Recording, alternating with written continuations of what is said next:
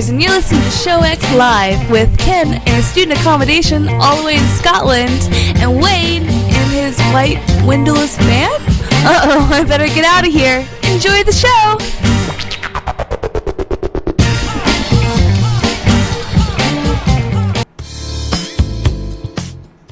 Hey everybody and welcome to Show X on VTWProductions.com. You're listening live at 2 p.m. Eastern, 7 p.m. GMT on Sunday, the 2nd of October, 2016. So, sorry about that hiccup, everybody. It looked like we had an issue where, go figure, Windows 10, I blame you, and things with USB. But as soon as I hit go live on the rig, I had a crash to blue screen and reboot. And so... yay for SSDs and having this down to some degree that it only delayed me all of 5 minutes getting us back up. Hopefully everything lives and survives the rest of the show. So let's see how this goes. Anyhow, starting things off this week, want to welcome a special guest. We have a friend of the show and someone we've talked about in the past and read emails from in the past but have not had on. This is his first time joining us. I want you all to basically in the IRC give a big welcome to our friend Tromad, who is joining us for the show today. It's great to be here. Thanks, Wayne. Definitely, and it's good to have you with us. All right, so sans hopefully anything else exploding, let's get on with things. I'm going to start things off this week with our normal, let's see. Oh, are you kidding me? Oh, no, there it is. Okay. Whew! I thought other things had died. Nope. We're going to start off things with functional deviations. All right. We'll keep it short and sweet this week. Basically, for those who are looking, we don't have a Ken today. Everybody, don't worry. He's safe. He's fine. He's just not here. He had to run away to get ready for work this week, and so he is not at home, and thus we are doing, thankfully for me, not a solo show, but a show sans Ken.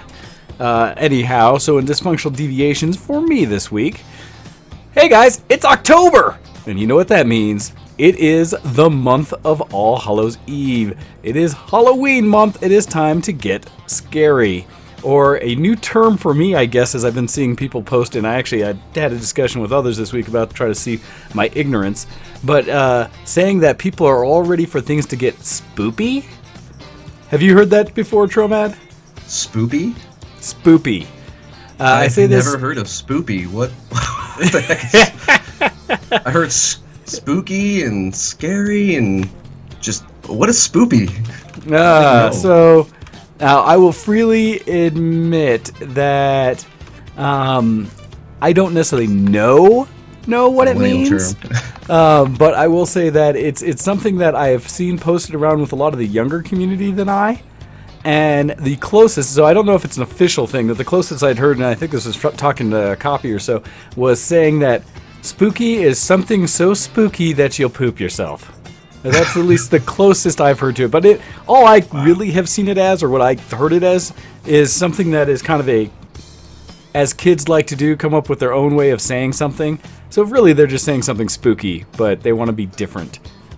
Did you find or learn something new about it via the interwebs? When I was looking here just a moment ago, I found it's a Tumblr meme, spoopy. It's let's see, started noticing low-budget Halloween decorations in local stores featuring cake wrecks, where the cake spellings are misspelled. So instead of creepy, you'd get creepy, and spoopy or spooky, you'd get spoopy. And it's just like, what? And that brought it about and gave a new term. But yeah, it's something I've seen that as an old guy would say that the kids are saying these days. But no, it's interesting. It's something. But no, definitely bringing up that it's Halloween season, which for people who know me know that it is one of my favorite seasons of the year. as much as I don't necessarily like getting scared myself, I do like scaring others.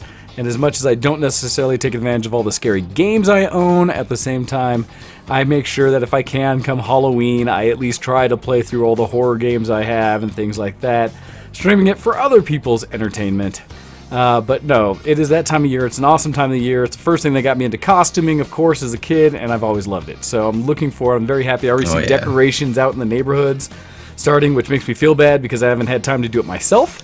And so I feel like I'm behind the curve. I have neighbors across the street that already have their porch all decorated out. I'm just like, oh, curses. Don't feel bad. My front yard is bare. Well, mine's bare too. I do get to say that I shut off watering my yard early this year. And I know for all of those people where it's like humid all the time, you don't know what I'm talking about. But having to do the sprinkler stuff, so my yard's already dying pretty good. Hopefully not enough for HOAs to get mad. So I'm getting ready for the Halloween scene there, right? And that way nothing's all lush and green. It's already dying and decrepit. And so I can start putting grave sites in my front yard and such. Maybe you could take my spider webs. They're all over my house. See? Wow, yep. so that season. Oh, I'm super happy, super happy. Beyond that, and it's funny as Kopii also puts in there, pumpkin spice everything. Yes. Yes, and I love it, and I will not be ashamed. I actually went to the store this week buying groceries, real quick stuff for the week, and with my roommate, as we were grabbing stuff, I saw it, picked up, and enjoyed, and would be drinking now, except I have something else to consume during the show. Pumpkin spice eggnog.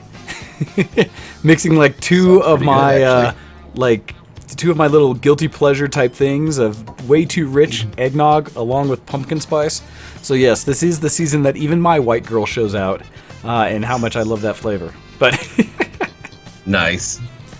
Oh, but let's see, as we prepare and get ready, other things I've done, nothing as exciting, but I got to go out. I picked up a couple wheels for my Miata. I have a little Miata that's currently my only transportation that runs. And I had a friend that's in local clubs. It's a great thing if you're a car enthusiast to be in the clubs and be like active with the groups in your area. Because he is one that basically over the years he's collected wheels and wheels and wheels for his cars. And he actually owns 2 Miatas. But he gave me a free set of winter tires and wheels. Oh, nice. Because his wife told him she didn't think he needed 4 sets of winter tires and wheels for his 2 cars.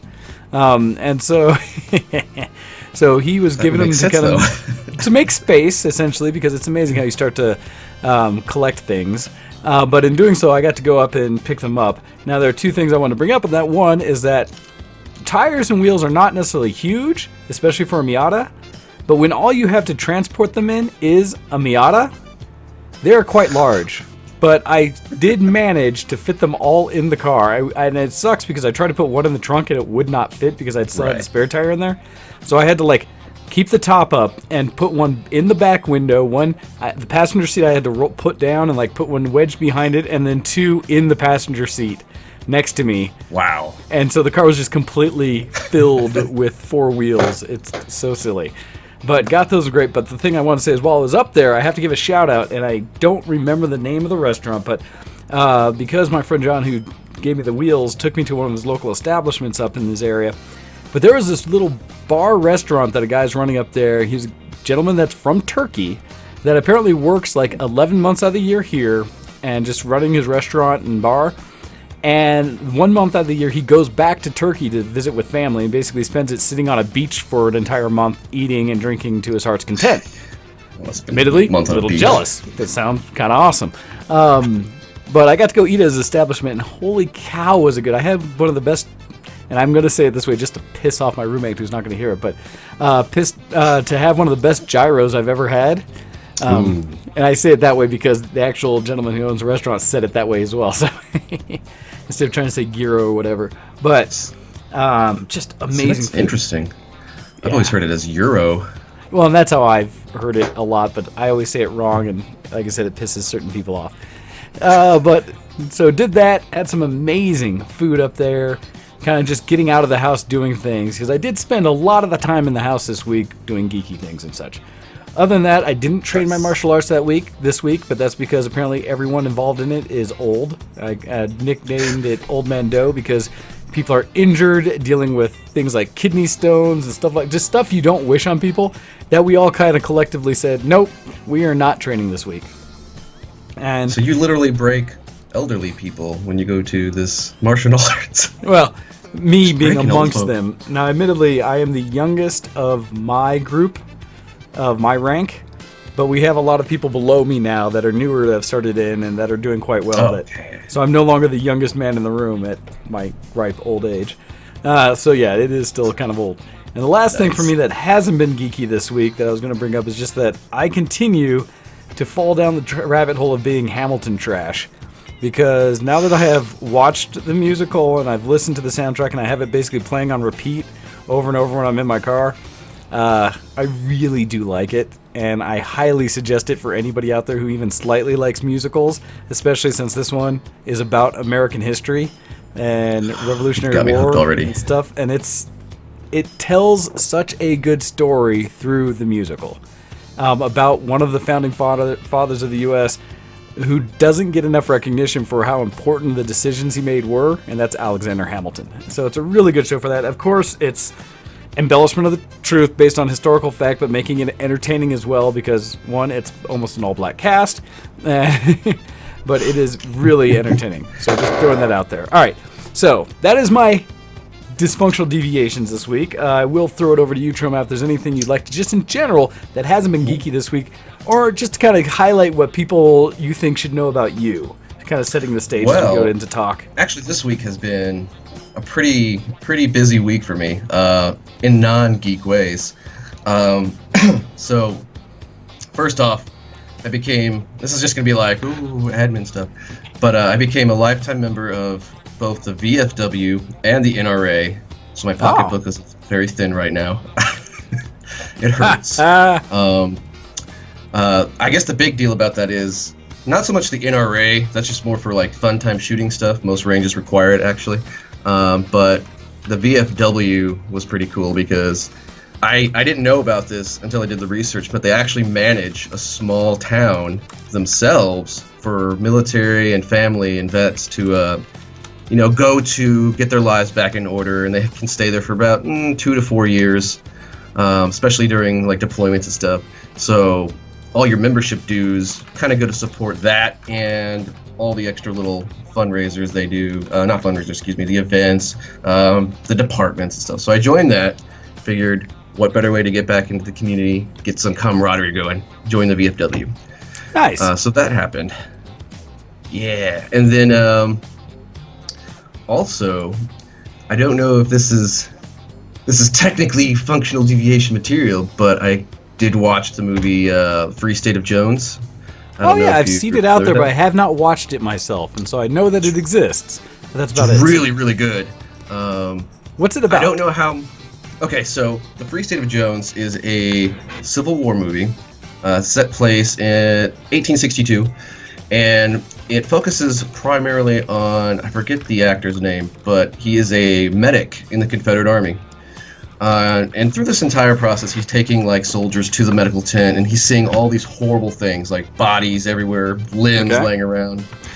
And the turning point for him, he brings one of his family members, relatives. I don't think it's his son, but he grabs the kid. All right, so that's back on, and hopefully we'll get a much happier speed out of it. It looks green for now, so hopefully that fixes things. So if you're watching, continue to watch. Yay! Normally I don't have to stop and start OBS, but it's being a butt. All right, sorry. So we are finished talking about dysfunctional deviations today. We're going to switch over and get ready for... I'm a geek. Are you a geek? Geek cred, level up! And to start off our geek cred today, we're going to talk with an email, because we get those on occasion. So this one coming in, and it says, "Greetings, sirs of the X, 'tis I, Agriassw, here again with an email. In my geek news, I have finally done something I thought I would never do in WoW, and I have moved my paladin from the Shattered Hands server to my new home on Moonguard. I came to the decision to move my paladin after becoming tired of being on a PvP server and being ganked all the time. Now on my new server, I can fully enjoy the game without all of the griefing. On to less geeky stuff.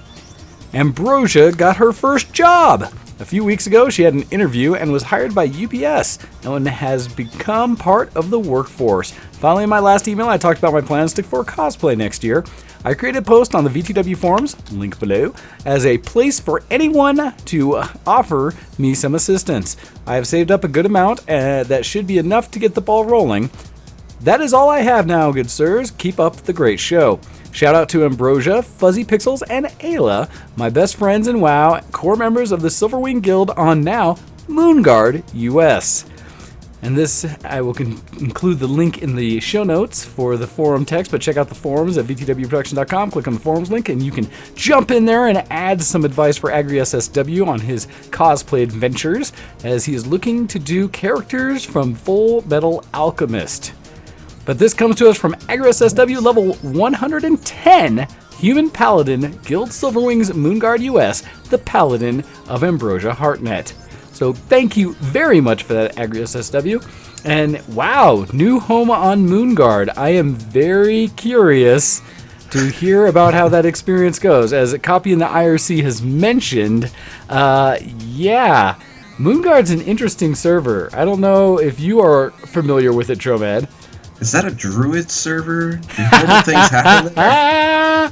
That is probably a perfect way to sum it up, actually. That is a great way to sum up what Moonguard is.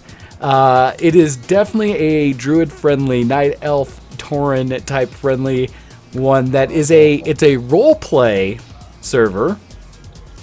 And apparently people play the heck out of their roles. So yeah.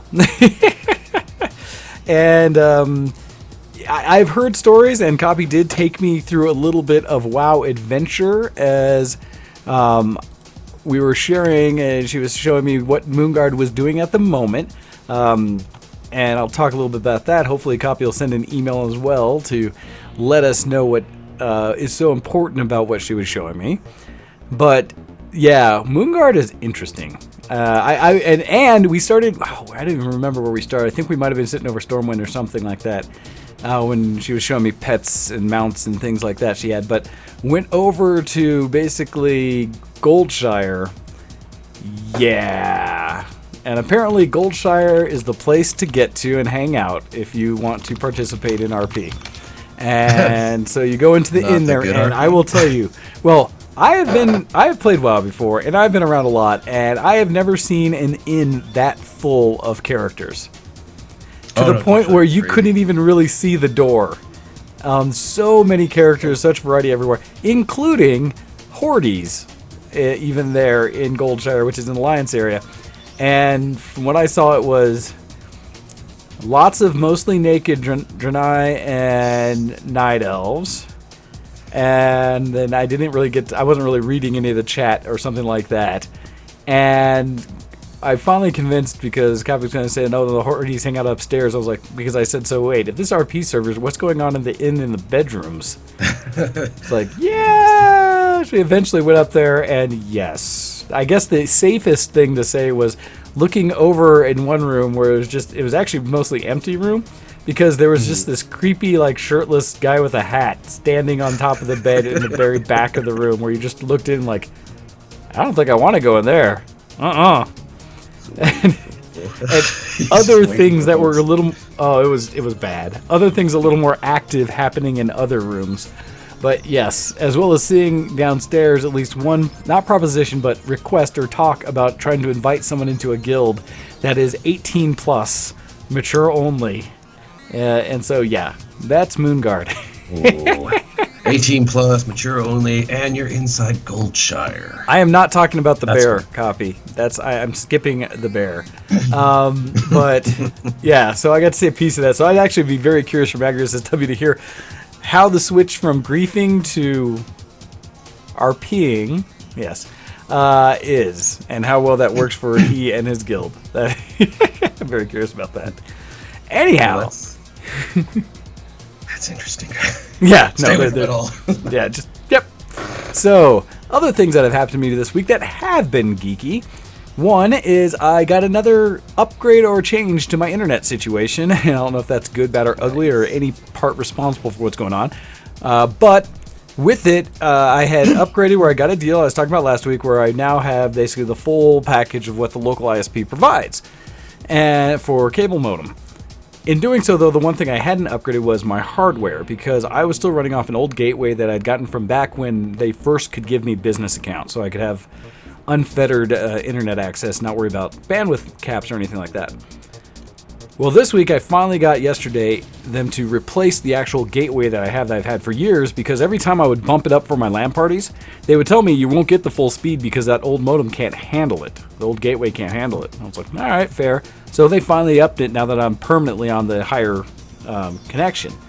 Nice thing, not bragging, because trust me, I pay for this, but I went from where I was seeing about a 15 megabit per second upload and about 139 down on my old gateway to seeing about 22 megabit per second up and 179 megabit per second down. Your internet for wants it.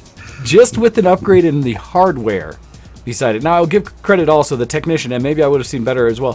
When he came to upgrade, he didn't just give me the box, plug it in, and go. He did line checks to see the power and stuff, and it's originally, it's the cabling that's been there for a decade now. And he went out and he redid, changed out filters and stuff that are on the newer ones. He's like, saw some of the hardware, was like, we don't use that anymore. It's like, hey, that's what you guys put there, 7-8 years ago, so you tell me. Outdated stuff. Yeah, and then went through and changed it all out, put better connections, better filters and stuff, so the signal to noise ratio is just awesome across the board. So there's a ton of signal to the box. But now I'm getting really good internets for this area, which makes me happy. So yeah, that's pretty awesome internet. I would have to say, I think the most I can get is 4 megabits upload. Well, and admittedly, upload is something that people normally don't think much of, but I'm kind of like, no, I need more. Every time I do have a LAN party, the problem we run into is when we have 30 people in the room all transmitting, downloading, and playing games, you can cap out that upload speed, which for people who don't know, when you do that, it cuts your download speed to the same speed as your upload. And so it caps you out. Oh yeah, it maybe doesn't happen to everyone with every technology, but at least through the cable modem examples we've done, it does. Because whenever we'd have it, we'd yell at people like, who's downloading? And stuff like that, because you would just kill out everyone's connections. But hopefully this will maintain. I'm excited for it, and I am tied in at least now, but I may try to find out if ever I get gigabit cable, gigabit fiber around Google, since they're apparently moving gigabit internet up to Boulder, which I'm hoping is the impetus for them doing it throughout Colorado, because then I will. The day I can get, if I have to go pull wire myself, fiber to my door, I'm getting that. just so people know. Anyhow. Who wouldn't want it? Oh my gosh. So nice. Well, it's bad because I've heard of a handful of people that do, but none of them seem to really utilize it like I would utilize it. Because gigabit internet to me is like having almost a direct connection LAN to the web and to everyone around you. I'd have shared yes, right? I would have shared drives with family members across the internet as almost like an external drive. Things like that. I have a goal of doing this massive storage array in my basement in my server rack for all my family and friends stuff to be able to have 80 terabytes of storage they could all just utilize as needed through the web, because it'd be that fast. That's like my nirvana of geekdom when it comes to an internet connection. Put movies and music on there and transmit. Share everything. Oh, it'd be amazing. It's all legal. Hey, if you own it and you put it on there, and do it. Everybody get Plex. Plex is awesome. So, with that, got the new internets. Also went and played some old school games with Kopii in this case. Was able to find that there are some tools out there that let you emerge and play with old classic console games and such. And so with them, there's a few emulators that actually support online play. Nice. With a console, which never was intended, right? We fiddled around with a few, and the one we had best success with was playing. Honestly, it was Sonic 2, Sonic the Hedgehog 2, just 2-player, as though you're playing locally. And through the internet, with not a bad connection, it ran surprisingly well. I think, what was the other one we tried doing? I want to say it was Streets of Rage that we tried, the other one, I'm not sure, which really was laggy, really bad. But it looked okay, and you can kind of see it was lag as all get out on both ends. Sonic, for being such a fast processing game, actually ran surprisingly well. And so we were able to play that via the interwebs 2-player game, which was awesome, because that was never something those consoles could do. Yeah. No, you would think Xbox could do that for you, but they apparently have trouble. It's amazing how, well, so there's a different size there too, where consoles making everybody go buy your own copy and your own console, because we don't actually want you to play together. That would, cost or not make us as much money, is the theory. Yeah, it's kind of sad about that, because I try to play Teenage Mutant Ninja Turtles, and you have 4 turtles. It's a 2-player game, but you can't play it with a friend on the other end. Yep. I think it's like side by side, and there's other games where you just can't play it with somebody at all, and you're like, what? Why not? Well, they have to have their own console to play that. Well, and one of the things that really bugged us, Kopii and I, is we were trying to look at other games to play online, because normally what we play is Trine 2 right now. One, because it's gorgeous and we can puzzle, through things together and actually have pretty good success, since we're not trying to troll each other. But we actually tried to do this connection through, like I always tell people, through traditional legal means of what's right there and available and what you can buy, right? Because it goes into the category of grayware, vaporware, stuff that's not really supported how it could be. Well, we both own the entire Sonic collection, essentially, all these games on Steam. And on Steam, modern PC, remastered, ready to run, right? These games, some not remastered, but they run great. They have multiplayer. And as Kopii explained to me, if you look under the tag, it says multiplayer. It does not say online multiplayer. Oh, are you kidding me? So with these old console games that are super easy to make, yes, if you have 2 controllers or keyboard controller, stuff like that at home, you can play with a friend. But try to play with someone online, and it's just like, nope, doesn't exist. And in a platform like Steam, that should be super easy to do. That should be just you have Steam Connect, right? You just right-click and say join game, and it should be able to figure that out for you. Absolutely, yeah. No, that's it doesn't make sense, because Steam is there to connect players to other players through their games. So what's the point of having a game if you can't even play with your buddies? I mean, what's the point of having chat if you can't invite your friends to your game? Well, and maybe I'm just so spoiled now because we live in a time where it is so easy to meet up with friends online, to do things and stuff like that. It's so easy, right? So I don't even think about it like I probably would have to otherwise. But it just seems like, come on, that would be such an easy thing to perform. Why not? And so instead we have to go find an emulator out there that somebody has built themselves, that they had the foresight to think, I know how you can make this work on the internet. Major AAA companies can't seem to figure it out, but, a group of open source programmers and hackers can figure it out. Yeah. It's so bad. But gamers want to play with their friends, companies want to play with their money. That is great. No, that is a great analogy, actually. From all the way back in the days of me used to bitch about what Blizzard always did for decision making under Bobby Kotick, where it's all about the money. That is a really good way of stating it. I like that. You can keep it.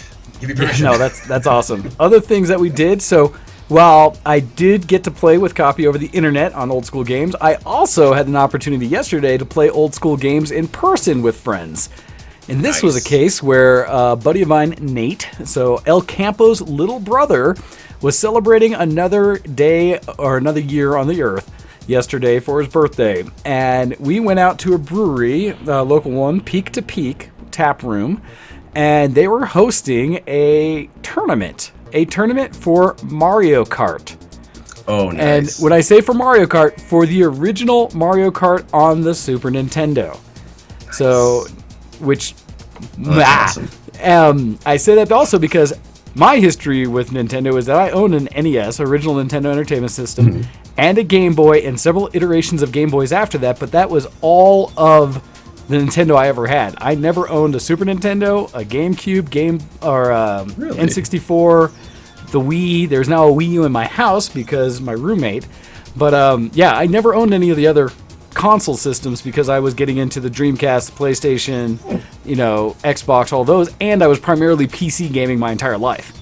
And so it didn't make sense, and I totally missed out on a lot of those other ones. So I have never played, that I could remember, the original Mario Kart. Like, ever.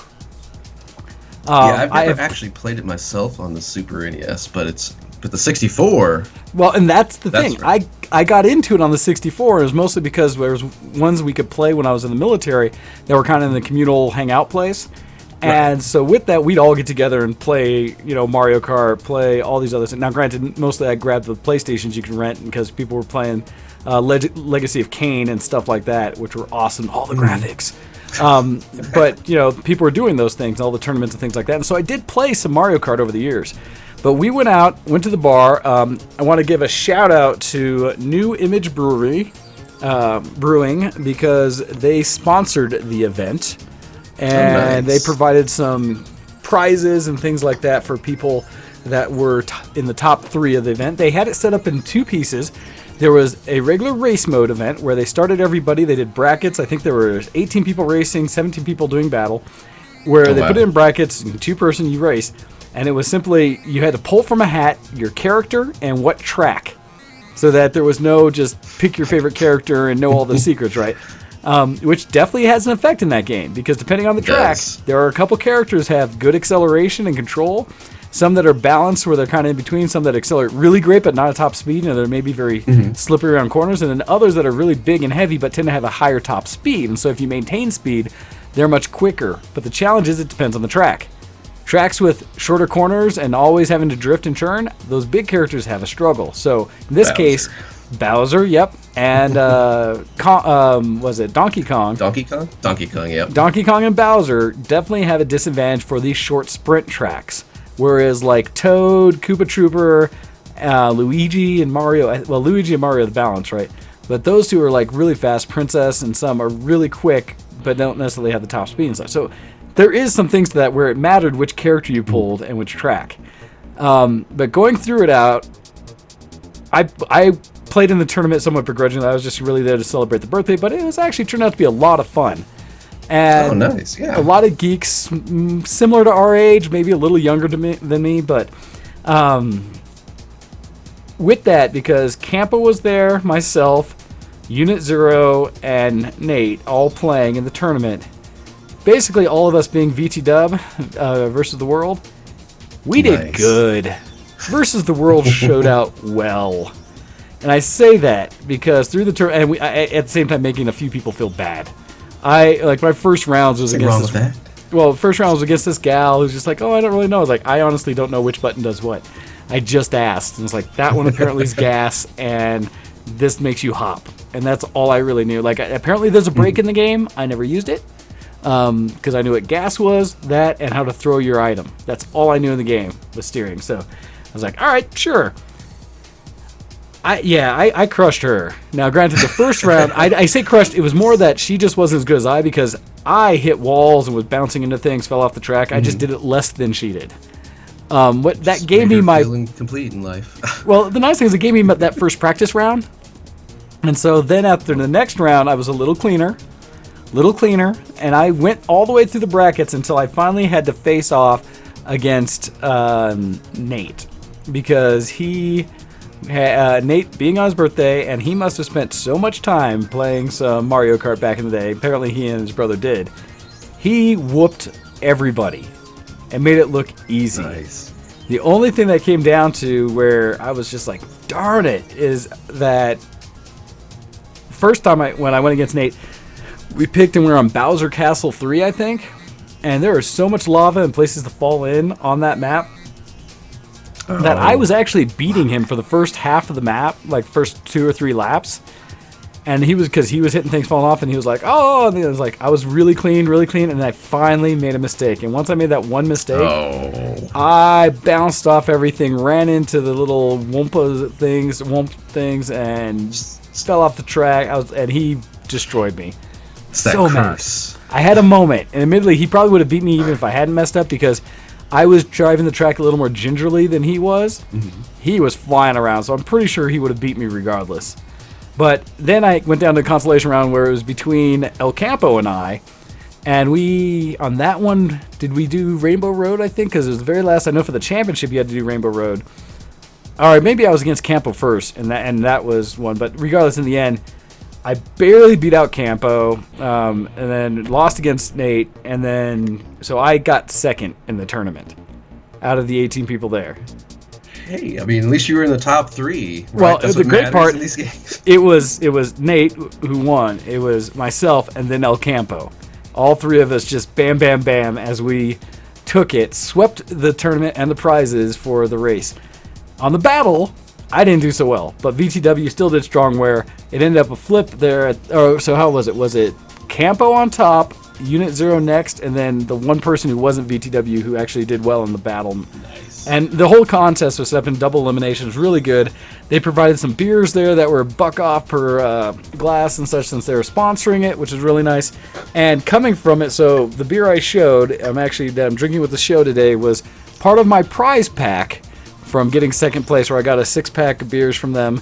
Got a glass as well as a gift certificate for $10 off drinks on the tab that night. So that was quite nice. And it's Sounds bad. Like a fun time. Oh, it was. It was a good time, and it was bad in a little way because a lot of the people, I feel a little sorry for them that played against us because even though I myself am only so good, Campo, Nate, Unit, we all play video games a lot. Mm-hmm. And so that does come into play regardless of the game. And so I think we did way better than anyone else there thought, and we were just all sitting at a table together, and we kind of swept it. We had some looks. People looking at us like, who are these guys? What the heck? And it was bad because at the end I kind of mentioned like, oh yeah, I've never even played on this system. I don't know how this game works. It added a little salt to the wound there.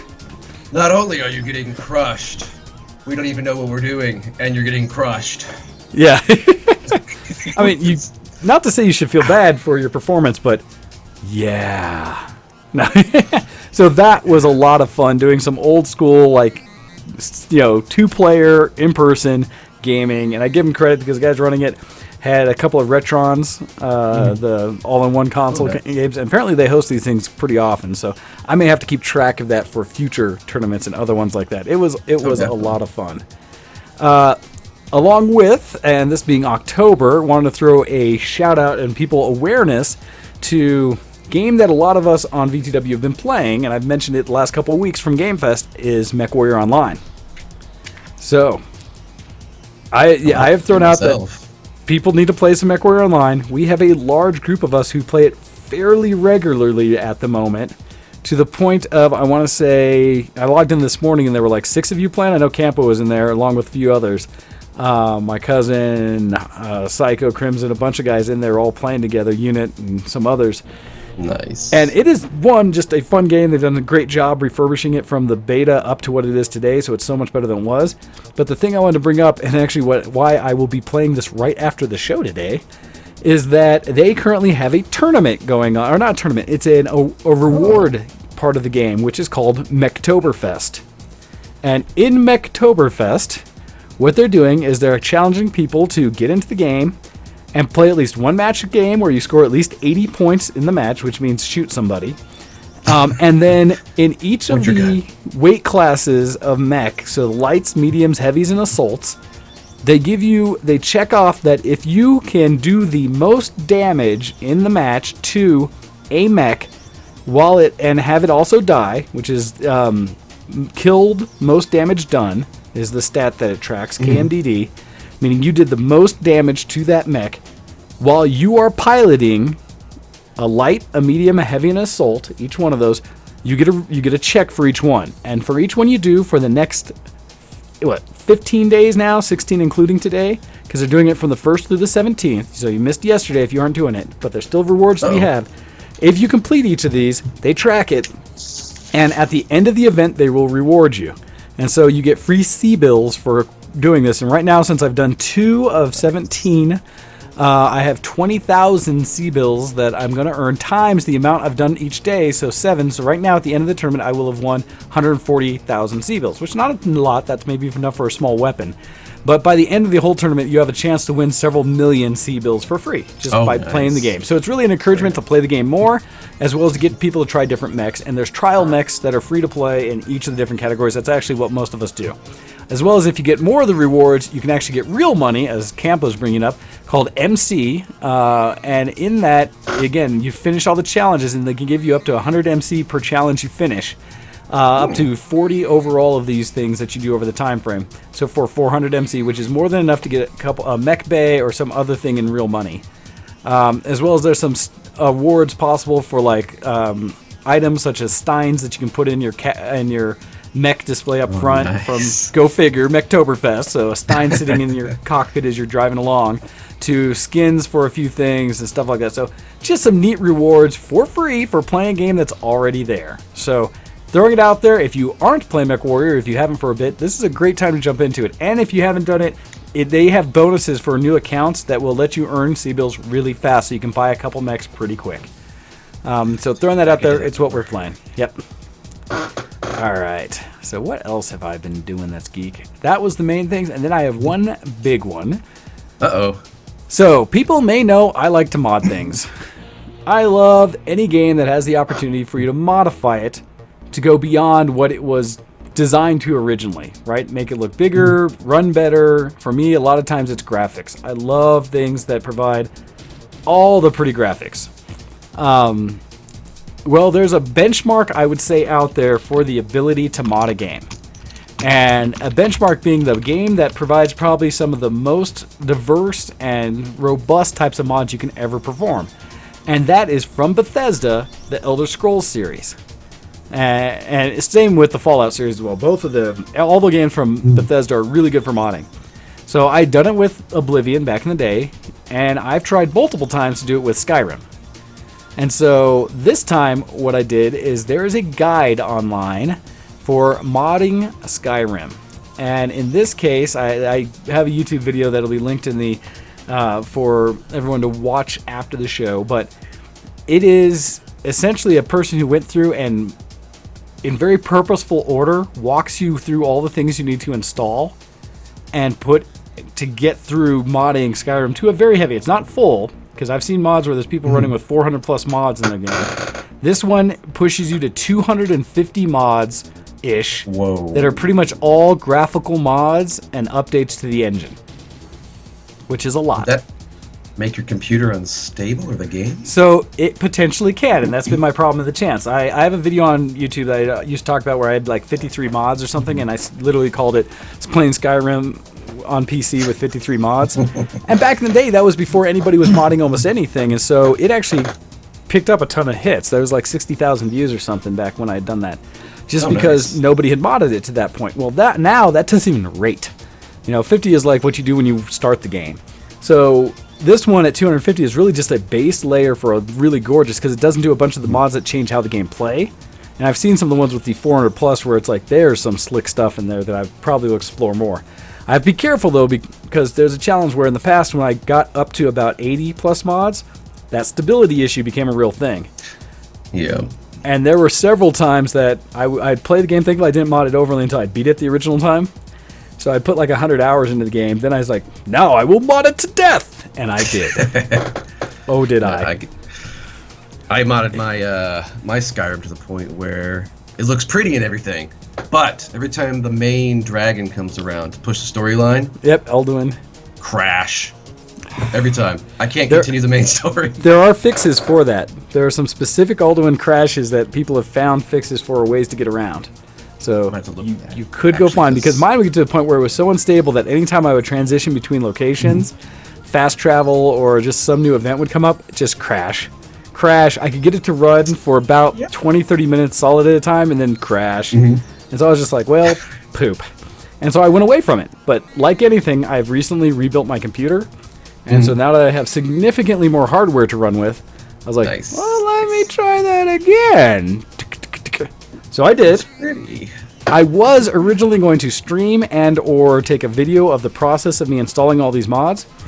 I now know why nobody has. And what they did was they just kind of showed the mods and talked through the guide.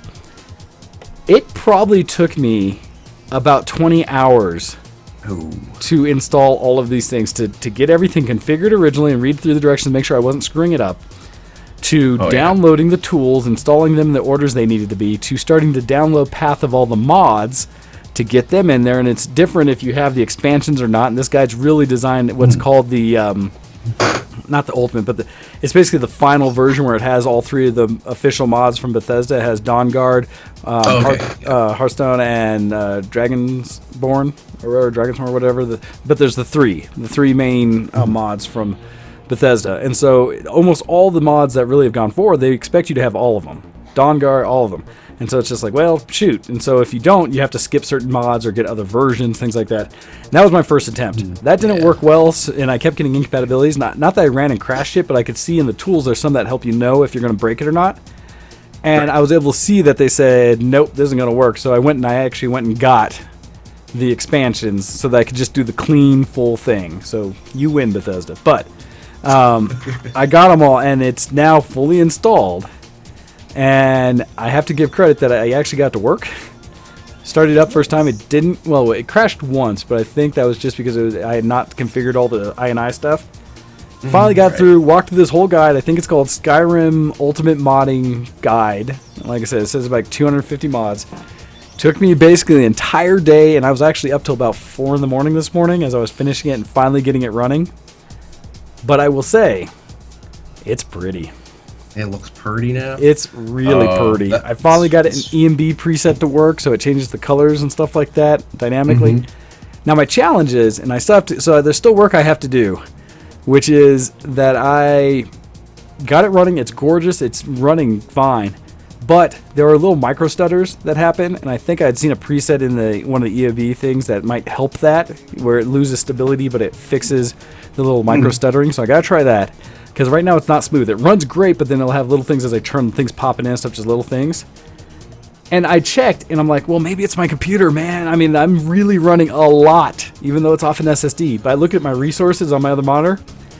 CPU's at like 30% max as I'm running the game in the middle of stuff. GPU is actually shutting its fans off and on because it's barely running. And so, because I've got a 1080, the 1080's like, huh? Oh, wait, you want me to like render a thing? Okay. Something happened. It's so not even touching the resources on my computer. So I've got to find a way to optimize how it performs because it should be butter smooth at this point. But anyhow, I actually have succeeded in modding Skyrim to a point that it's disgusting how pretty it is and how much stuff's happening. And I want to do more because I can't ever leave off.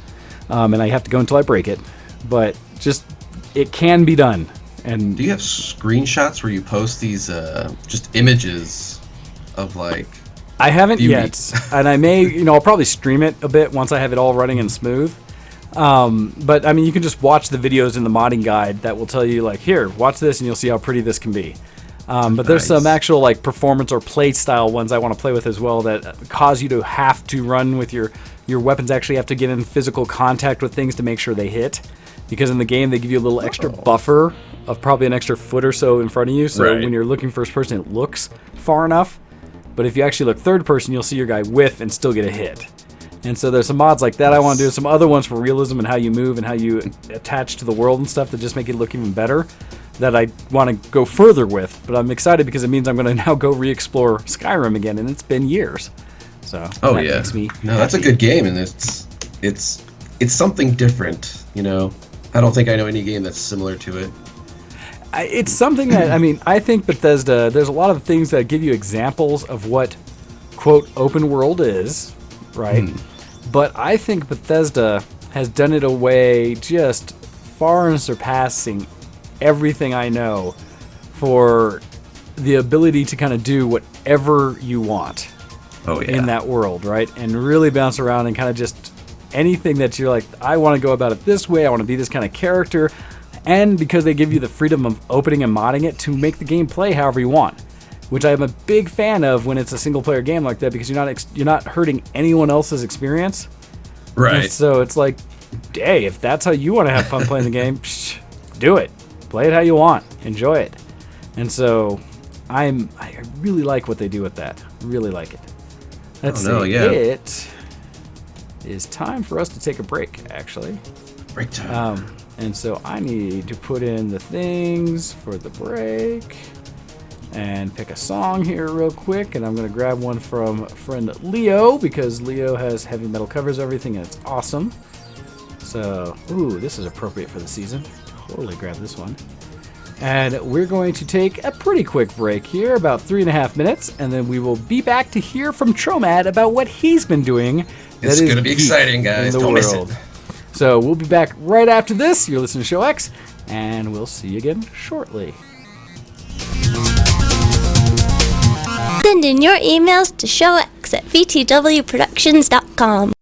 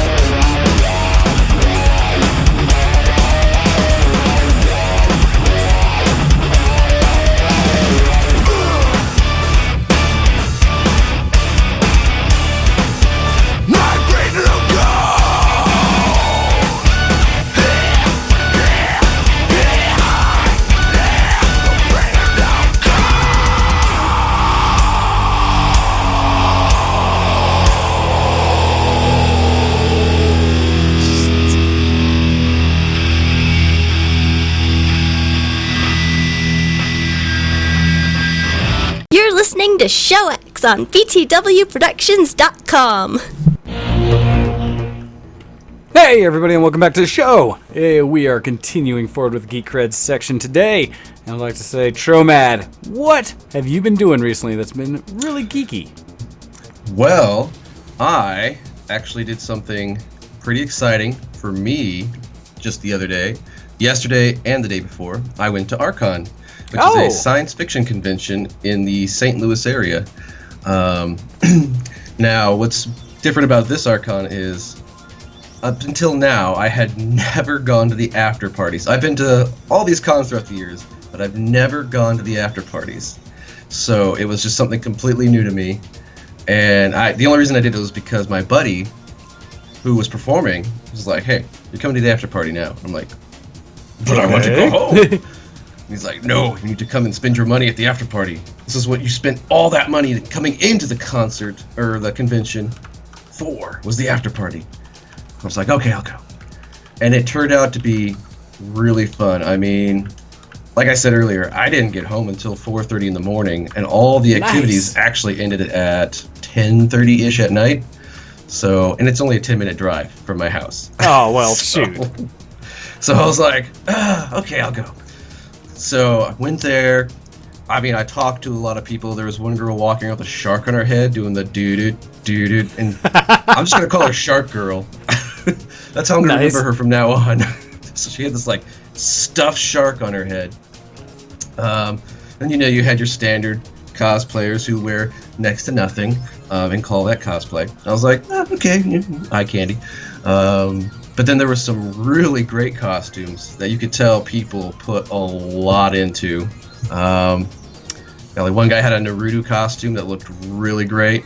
Nice. There was another one who, I don't know what series she's from, but she had this, you know what? I guess the best way to explain it would be a warlock from World of Warcraft. Okay. And I don't think it was a warlock, but she had all these pauldrons and like spines coming off. It looked very Elder Scroll-ish, and that was pretty fantastic. But after that, we did, we talked with a bunch of people, danced for 2 hours. I mean, all I did was just dance. Nice. It was exciting. Hey, no, man after my heart. I absolutely appreciate if there's a dance, and especially if it's geeky, I'll likely be there because this boy likes to dance. Oh, it was fantastic. I mean, there was an Attack on Titan soldier in one corner. There was Joker and Harley Quinn in another corner. We had two pirates over on one side, and then, I mean, it was definitely something different, and I would do it again. Nice. I did it again. But no, it was. But speaking of the main part of the convention, it was great. I mentioned earlier there was an elderly man who swindled me. So it's kind of a funny story. I'm walking down the aisle, and I don't even pay attention to this guy. Like most of the authors, if I don't recognize them, I'm probably just going to keep walking. Gotcha. But somehow he flagged me down because I accidentally made eye contact with one of his books. So he's looking at the books, and he holds up to me, he goes, what about this one? I'm like, that book's title's Manure. Are you saying I'm manure? I was like, I don't know if I like this. So he's like, you actually wait 1 second. He brings up another little book. I'm like, no, that's okay. But then he has this like grandfatherly look and like sound to him. Plus he's wearing like Statue of Liberty paraphernalia on his head. So I'm just like, it's like my granddad. I don't really want to ignore the guy. But I politely stood there and listened to him, and I would probably say about 80% of the time I zoned out while he was talking. Fair. But this probably wasn't the best move, because afterwards he's like, well, I can throw in all these books plus all these pamphlets and all these pictures for a low price of $35. And I'm like, oh geez. Oh, $35? He's like, it's better than Amazon. I'm like, better than Amazon? And so I'm just like, I'm getting taken, but I don't know why I can't stop. So he swindled me into buying 2 books. And right after I bought them, he's like, now, I want you to know, a lot of this won't make much sense until my 3rd book comes out. And I'm like, jeez. I just bought 2 of your books and they don't make sense? Oh, what? No. So I didn't really want to be like, you know what, take this back. I don't want this. So I was like, okay, I'll accept it. But since I had so many books in my hand at this point, because I carried pamphlets from different Archon tables and whatnot, I turned around and caught my eye on an Archon bag. And I'm like, ooh. Oh no, I'm going to buy it. And I did. But in my defense, it's a really nice, well-made tote bag.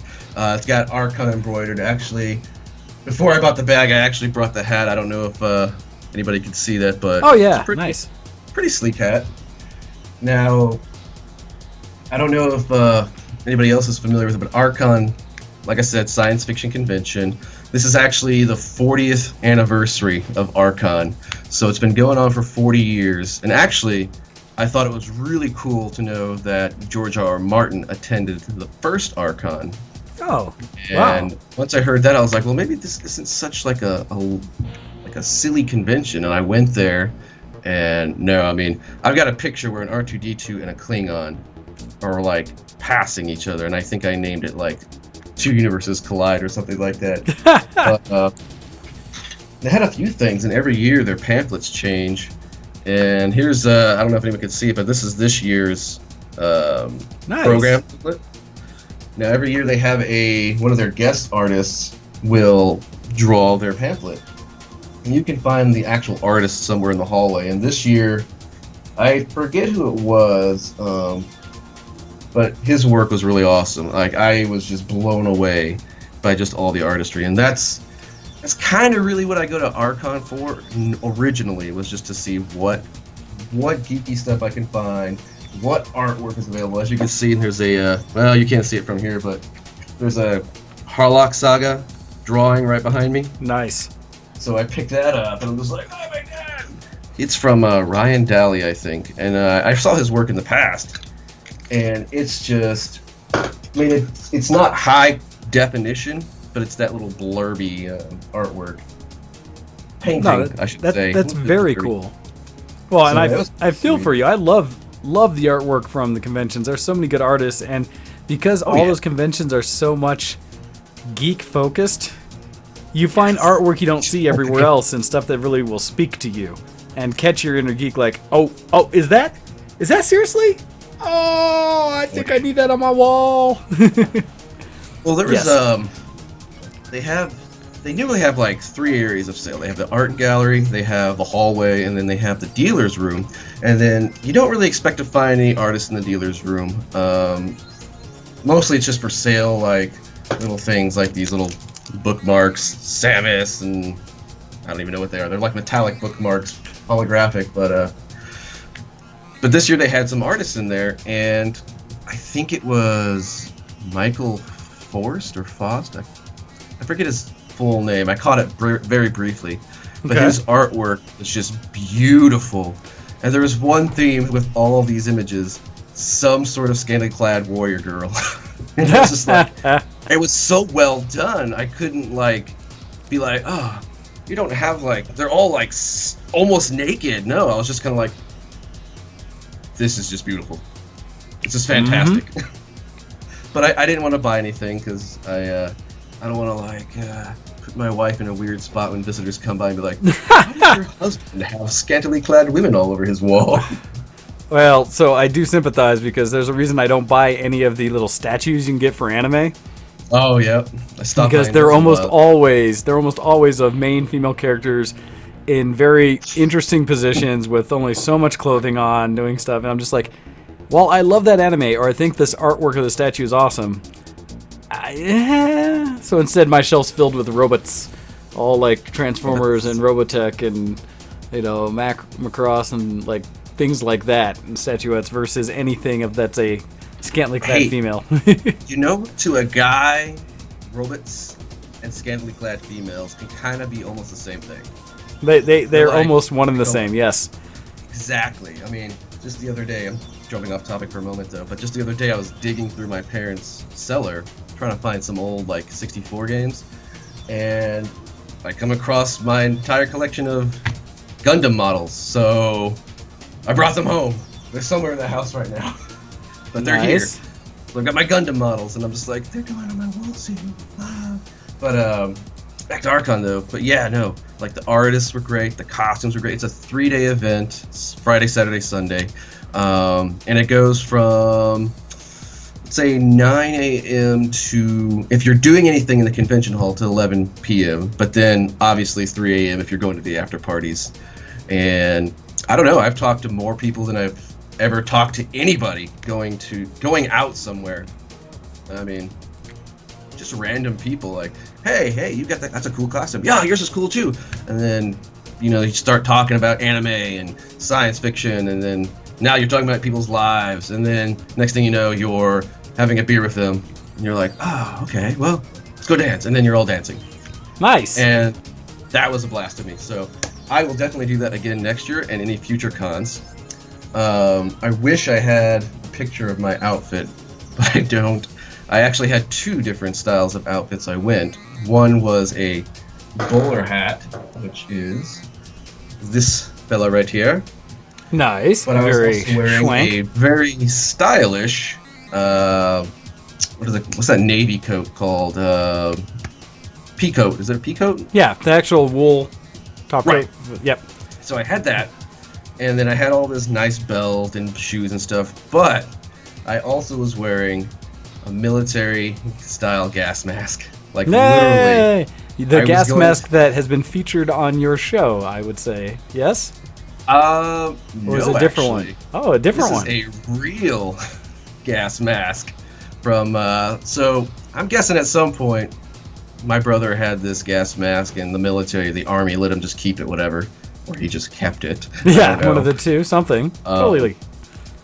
So I found it and I was like, oh wow, look at this hood and like it still has the canister on it. So I put all that on and then I tucked the gas mask like hood in the jacket. So I'm walking around the entire time with this like really creepy outfit, and no one can see my eyes. It's all like shaded, but I can see them. Yes. So all they saw in my glasses or my goggles were just their reflection. So I'm just watching people and they're just like, okay, this is a little creepy. One person wanted a photo.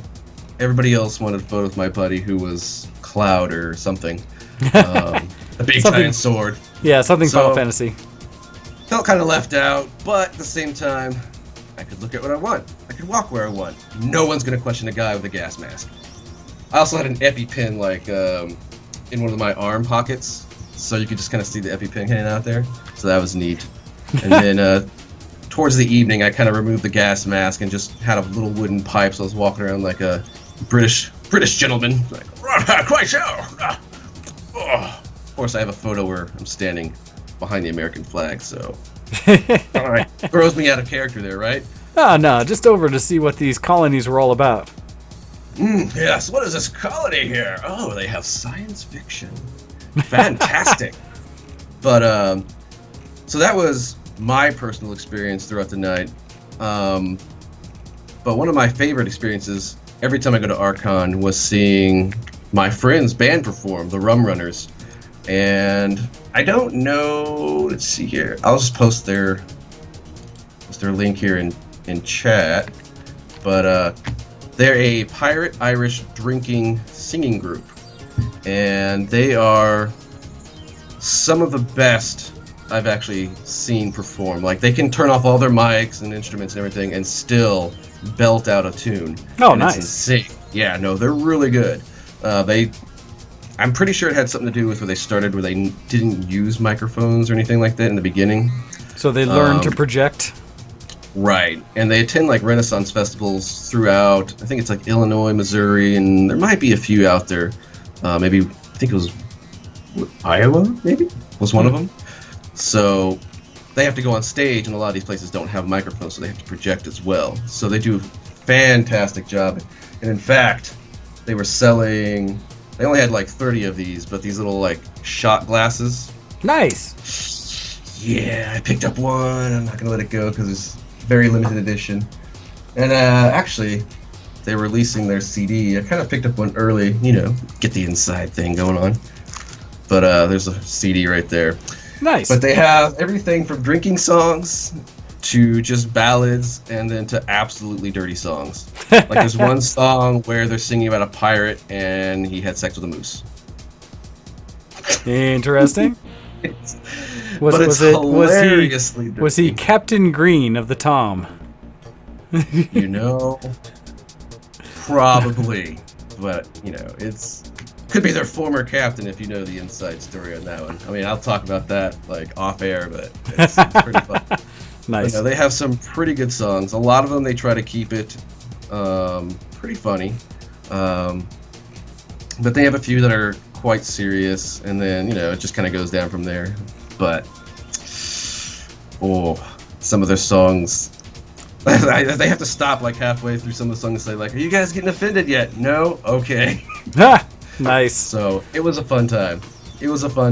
And, actually, I don't know, but I've got this Hero of Canton shirt. Waha! I wore it just for today, so we're gonna be geeked out. Jane, the hero of Compton. Very appropriate. Yes. Was it Compton? That'd be a whole different mix. Jane comes straight out of Campton. What? Oh, that'd be so funny. I know. It's just starting to think of lyrics like, nope, I gotta stop. We might want to stop before it goes beyond the realm of PG-13. I don't know what this is. Oh, I totally want to make that now, and I've got a perfect Jane cosplayer that could do it. You could. Okay, that's another video Jane going. from Compton. Yeah, no, that may have to happen. Anyhow. No. So I mean, I don't really have. I got a bunch of geek stuff from like past or Archon, excuse me, but the woman, she's not from Archon at all. Well, so this being a sci-fi convention, right, as a whole, is it one that, like many conventions, has kind of turned into a anything geek-related convention? Absolutely, and for the most part, the theme of what's being sold, like authors and stuff, it's all science fiction. And then the art gallery is science fiction. But once you get into the dealer's hall and all the people walking around in costume, that's just gone now. I mean, there was a Pokemon walking around. I mean, there was like a furry that walked by me twice. Yep. I called it a doggy. I was like, "Hi, doggy," and they just looked at me like, huh? Yeah, they tend not to talk. Furries tend to just look. You know, they're kind of creepy, actually. But I mean, one costume I did like. The desert cactus from the Mario world. Somebody had a full-size cactus costume. This thing was massive, and I don't even know how they moved in that thing. It was ridiculous. Pokey.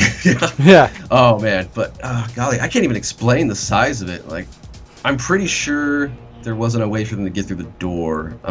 They had to squish it down to get through the doors. There are several costumes that you have to have a handler, someone to watch out for others and allow you to get around things. And some costumes are assembled in place because depending on the venue, you may not have room to actually sit there and move about, because we have over here some people who do like a 10-foot tall Galactus, as well as one of my guys I know has done a basically the same kind of size 10-foot tall Iron Giant costume. And there are some really massive ones that'll come out in some of these, and there's only certain rooms, like the foyers or entryways in certain hotels that'll work, or the main convention center. They can't actually go into a lot of the halls because they can't get through the door. And so I've seen those costumes. It's hilarious. Yeah, it's like one time I went to Comic-Con in New York City in October of 2010, and I remember this one specific costume took 3 people to operate it, one person for each leg, and then you had another guy actually. I think he was a shorter guy, but he was sitting inside a cockpit, and the best I can explain it was a mech warrior costume set. Okay. So the 2 guys were operating the legs, and this guy is up in the top, operating the turret, looking around. I'm just like, wow. What? Wow. That was fantastic to see, and I'm just like, this is what I come for. Yep. Just like, thank you for being that. Oh no, that makes me jelly. No, it's good to hear, because I was curious. There are a lot of conventions, I mean, they have their theme, their main piece, but almost all of them just celebrate geekness today, and that's why I tell people to check out what's in your area. You'll probably find a convention you'll enjoy. Well, the cool thing is the convention hall itself actually will rent out a huge portion of a hotel that's right next to it. So, like, you have everything going on in the convention, like entertainment, games, all like 24-hour gaming tabletops, or just sales, and then you go over to the hotel, and they just completely like bought out like the lobby, the bar area, not the restaurant, but all these other convention rooms scattered about. And in those rooms they have like just musical artists that will sit around in circles, play their song, and be like, you pick something now. Nice. And then courtyard's been taken over by like everyone just mingling, drinking, and it was a good time. Although there were a couple of Ewoks on the grass. That was scantily clad Ewoks. That was weird. I was gonna say, normally Ewoks just run about little like. But a little more human of Ewoks. Very human-y, very. I didn't know Ewoks could just have like fur in the bikini areas, so why not? You A know, little bit of fur, maybe a hood, or not hood, but like a little hair wrap, and maybe a weapon, a spear. That's often there was the a case. spear involved. Yeah, there was a Yeah, little bit of paint on your nose. I have seen similar representations. Yep, that is a thing. But that goes to the, there are sexy versions of everything. There are, even when you won't expect it to be. Oh, Although yes. there was an Ewok that did walk around like an Ewok, and his face opened up like one of those like medieval knight helmets. Just Okay. Yep. Hey, it was like. That's cool. funny. Watching that little guy dance around was interesting to pirate music. Oh man, but fantastic time. Yeah. No, I'm gonna remember it for a while. You just talk to random people. Although my feet won't forget it either because they are. Oh no, shoot. Well, that's one of the things about all the conventions. You tend to spend more time walking amongst things, people hanging out, stuff like that, than anything. Where I cover miles of distance every time I do a convention. It doesn't matter which one I go to. Well, I was going to ask because one of the big draws to conventions is not only the vendors and the cosplayers and people knowing like the band and the fun dancing and everything, which is admittedly what I go to most of mine for, is just socializing and just it's a fun event that I happen to pay money to go hang out with friends. But on top of that, they often bring a lot of talent in various forms, including voice actors or writers, directors, things like that, and around various types of things, authors like you had mentioned. Were there anyone in particular that came this year that was like the big headliners? They had guests of honor. I don't remember who they were because there weren't like well-known names. I guess if you were this year, a lot of them were focused on like the background of like production and stuff. There were editors, there were costume designers, makeup artists, and stuff like that showed up. So it wasn't really a lot of actual big artists or stars that showed up this time. Last year, I think they had, I forget the guy's name, but he wrote the Drizzt series. Dresden? Are you talking Ari Salvatore? Yes. He was there. Drizzt? Last year or the year before. Love to meet Salvatore. Oh my gosh, he's one of my favorites. Where he was. And then my buddy comes out and goes, hey, we were leaving. He's like, yeah, I got Ari Salvatore's autograph in the book. I'm like, wait, what? Why? Why didn't you tell me? So I ran back there, and he was already gone. I was like, that hurts. That hurts. Yeah. I like the Drizzt series. They're easy to read. They're He's got a great. He's got a great way of describing the, was that Forgotten Realms, part of Dungeons and Dragons, and the characters he did with Icewind Dale and all the characters around Drizzt are just amazing. So yes, I love his character and his writing as well as some of the other stuff he's done. So that's good to hear though, because I'm always curious, because the other side of that I always say is, for me, I started often going to like a lot of panels to hear people talk, to see different kind of crafting things, stuff like that. And since I met a lot of people, I tend to spend more time socializing and missing a lot of panels. But I try now at least each con to go to catch one or two panels at minimum, preferably one with big. I love voice actor panels because they're very entertaining. They usually tell great stories. They do some of their voices. Nice. It's a lot of fan service for the sense of people hearing characters say the things that they like them hear them say or known for with the person right there doing it. Really fun to see. And so I love those kind of things. So I was curious how people con, whether I'm the only one who does less panels than I used to, or if others are still in that situation where they spend more time socializing and less time in the panel rooms actually hearing from the famous people or stuff like that. I actually spent more time falling asleep than I did in the panel rooms, because I mean, right now I'm working night shift, so it's actually rare to see me up right now. And every panel I wanted to go to was literally right in the middle of, like, it would be like, oh, I should be sleeping right now. There was one, two of them I really wanted to go to was the culture behind the drowned Japanese girl in horror films. Okay. I really was curious about that one. Didn't make it. I was totally asleep. And the other one was podcasting 101. And same thing. I just like, I'm never going to get to these. Yeah, no, I do a lot of those. They schedule certain ones first thing in the morning when it's like, but I was out till 3 in the morning. How am I going to make it 9 o'clock panel? Nope. You things sabotaged like that. yourself. You should have gone home earlier. Well, but plus the other side of that is because it'll be like, plus I want a costume, and that costume doesn't put itself on, and that's going to take me another hour to get ready. So nope, not happening. No, that's funny though, because I have similar experiences with the how much I make.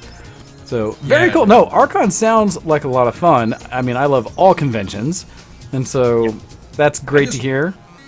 I really just wish I had more people to go to, because this is probably like the first year I've actually been in the St. Louis area consistently. Mostly just been moving around for the military. You know, just got out of the military a year or so ago, so I'm still settling in. But I have only one real friend is in the area, and he's the one that's in that band. So he's like, "You're gonna socialize. This is going to happen. You're doing it now." But just like you said, this is how you find people like mind and like interests that you can start talking to and make more of those friend groups. I have lots of friends from the con scene that some are just for the conventions. I see them. It's awesome to see them there. Yep. Some I branch out and actually invite them to game nights, or have gone to game nights, stuff like that. And for me, a lot of my photography opens up with cosplay. But I always tell people, this is your time to shine as geeks and people who are traditionally introverts, is you go to a convention and everyone else is that too. Some more so, some less so, but they are all. So I've seen multiple times where people even that I know who are normally very quiet, introverted, and don't get out and talk much, at convention they are just like blah, because again, it's your people. They're in their comfort zone, yeah, and so embrace it. There was one creepy guy though. I'm pretty sure he was like a drunk 60-year-old. He got like right in the face of my buddy's band when they were just. This was just after all the festivities were done. They're just on the side with their guitar case open playing, and he gets right up in their face and he's like, I'm like, should I step in? Should I move him? What? I don't know. But it was fantastic. The weather was nice. It was cool. There wasn't any rain. That was my big fear, is that it would rain. Well, I'd prefer rain. There need to be more cool conventions, because costumes and heat melt. Well, it was so hot. I don't know if I mentioned this enough, but like under my gas mask was a waterfall. You know how those are. You keep them on for an hour. You're like, oh, it's really hot in here. Keep it on for 3 hours. You're like, oh, all my stuff was pretty much ruined. I spent the entire night drenched in sweat. But I mean, if you're gonna like socialize and dance, what's the point? Just go. Oh, no, you're already wet. Why you're there? No, I definitely understand. Well, awesome. That's all I have for Archon. No, that's perfect. That is perfect timing as well, because it is time for us to transition into the Geekoscope. But before we do, we have a follow-up email from Miss Kopii. And this one specifically talking about the WoW experience mentioned earlier. It says, "Greetings, Wayne and Tromad. As everyone knows, I play WoW. I've been playing US side with our drunk, fearless leader, Dr. Lord, Reverend and Professor, and Bachelor of Science with the highest of honors, Kenneth Neal Reed II. Yesterday was a special day, and we did some birthday dungeon crawling. You might look at the calendar in confusion because Ken's birthday is still 10 days away and my birthday this year is long past, but we were celebrating Kopii, the Wandering Druid. She's the original Kopii, and October 1st marks the anniversary of Kopii being more than just a nickname. Happy Kopii Day, little druid. Seriously, that's all I have this week. I am consumed nothing but war crack. Much love, the original Kopii, 10-year-old druid of Moonguard, US." And so, happy birthday to the digital persona Kopii. Very nice.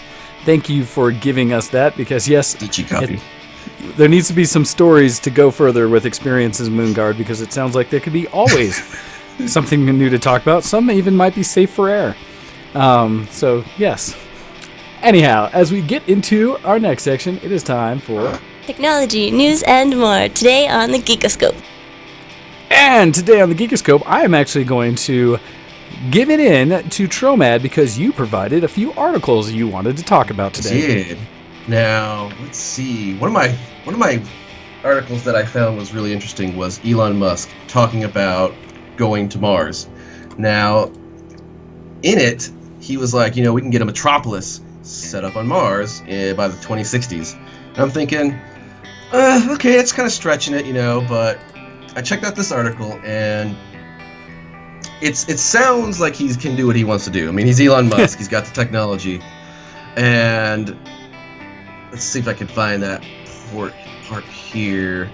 But what caught my eye really about it was that the article was talking more about ethics of sending people to Mars.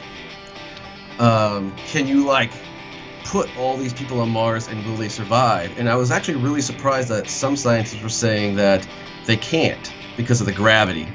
the gravity's too low, so kids would born with like weak bones. They come back to Earth, their bones would just break. Yeah. And so now they're like, can all these people survive out there? Well, so here's a part of the article right here where it's talked about, this is on CNET, and says, why Mars? It says, the next important question is Mars really a place we want to go? After all, there's another place we see much bigger and brighter in the sky every night. We've already been there and even left some vehicles behind. Quote, settling Mars is physically possible, but I have questions about whether it's desirable, from Pascal Lee, chairman of the Mars Institute. Said, that's right, the chair of the Mars Institute can't be sure Musk isn't totally wasting his time with the red planet. Dr. Jim Logan, who spent 2 decades as a medical expert in various capacities at NASA, noted at the same conference that roaming around Mars wouldn't likely be like Mark Watney's adventure in The Martian. And it goes into where you talk about, it says, too much radiation for just hanging out in spacesuits and rovers. And it says humans would need several feet to be several feet underground or behind some other serious radiation shielding to survive. And so basically talk about it's not as easy as just putting a little tent on Mars and calling it good because you have some O2. You will get fried. Cooked and fried. Well, so it's an interesting discussion to kind of say, should we, right? Because I've actually had a few conversations recently about Elon and just the fact that he is a visionary unlike many in the world today, where he is willing to put some effort and money behind the things he's talking about and the things he's trying to do.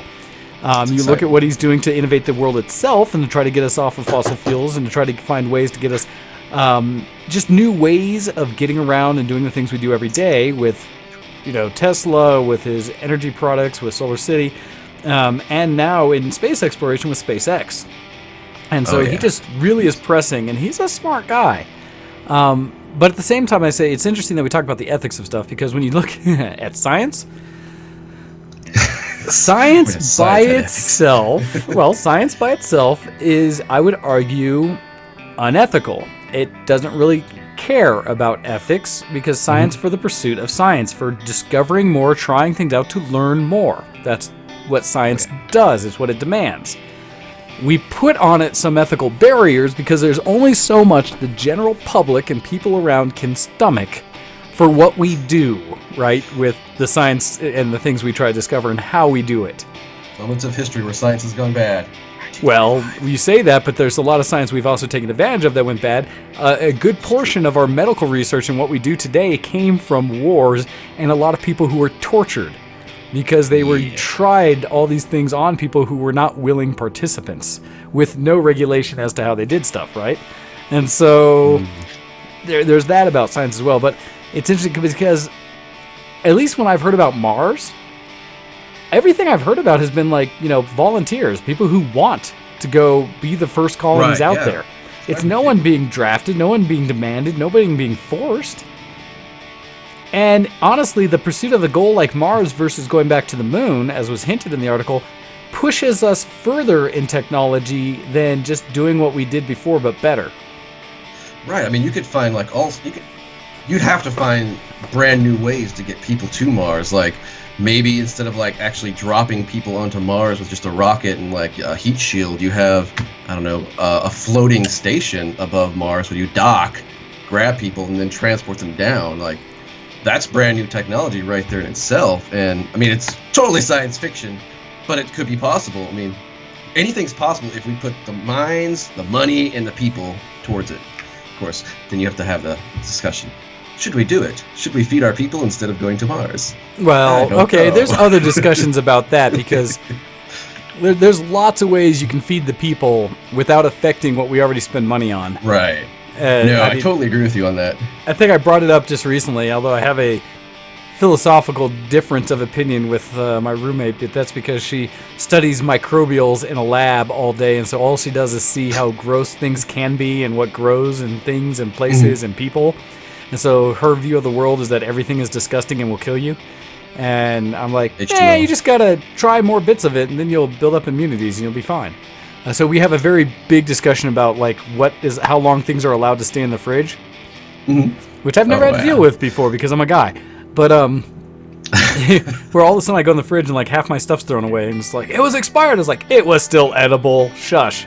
But yeah, it's like my wife tells me, is like, you have to like try different things if you've never tried it. Otherwise, you're just going to keep getting sick every time you do it. Like, she grew up on well water in South Dakota, so she's used to it. But, like, if you're not used to it, you drink, like, some well water, you're probably going to get a pretty bad stomach ache, so... No, well water's awesome. I maybe had it a handful of times. Well, granted, my well water was out of the nice natural aquifer of Nebraska that is filtered through all the layers of minerals and has a deep, deep well of massive amounts of fresh water. Oh, so good.